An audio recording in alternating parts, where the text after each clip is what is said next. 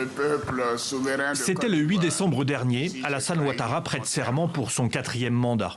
Et quelques mots de son discours ont particulièrement retenu l'attention destinée à la jeunesse ivoirienne.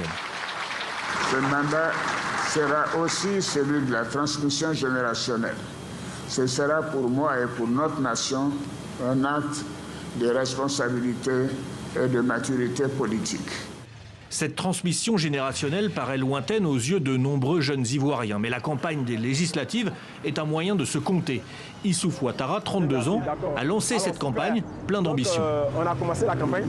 Engageons-nous sincèrement, travaillons. Chaque périmètre de la commune compte.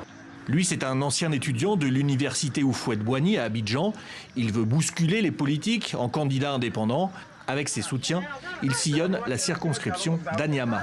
Parce que nous avons des problèmes, il est important que nous-mêmes nous venons traiter nos problèmes, trouver des solutions à nos problèmes. Et bien sûr, je veux être candidat pour trouver solution à mes problèmes qui sont les problèmes également de tous les Ivoiriens, bien sûr. Peu de moyens à sa disposition, alors il se contente de ses arguments et de quelques petites affiches et spécimens des bulletins de vote fournis par la commission électorale. Une des clés de ces élections, ce sera bien sûr de faire voter les jeunes. 77% de la population ivoirienne a moins de 35 ans. Mais à la sortie de l'université à Cocody, la politique fait moins bouger les foules. Il n'y a pas si longtemps, c'était un haut lieu bouillonnant, notamment avec la FESI, la Fédération estudiantine et scolaire de Côte d'Ivoire, qui forma plusieurs figures politiques avant une dérive mafieuse et criminelle. Le syndicat a été dissous par les autorités, mais il en reste des souvenirs. Moi, quand je vois des personnes comme M. Chablé Boudé qui ont fait la FESI, j'ai entendu parler de ces personnes-là qui ont fait la fierté. Voilà, quand je vois aussi, il y a plusieurs jeunes leaders de ce pays qui sont passés par la FESI. Et moi, ça m'inspire. Mais mon souci, c'est qu'il faut qu'on laisse les intérêts de côté. Parce que les intérêts font que des personnes vraiment pleines d'avenir, des personnes en qui on met nos espoirs, nous trompent parfois. Et c'est ce qui est défaut. Comment s'impliquer politiquement quand les besoins simples comme l'éducation, la santé, le logement, l'accès à l'emploi ne sont toujours pas suffisamment pris en compte ? Les partis politiques ont perdu de leur attrait à cause aussi de la violence, selon ce sociologue.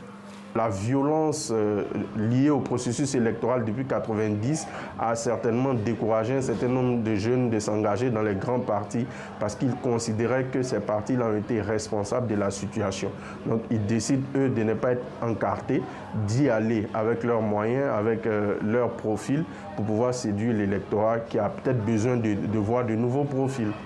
Si des jeunes leaders des années de crise ne mobilisent plus les foules et qu'une partie de la jeunesse s'est détournée du militantisme, certaines candidatures indépendantes pourraient donc être considérées comme des refuges.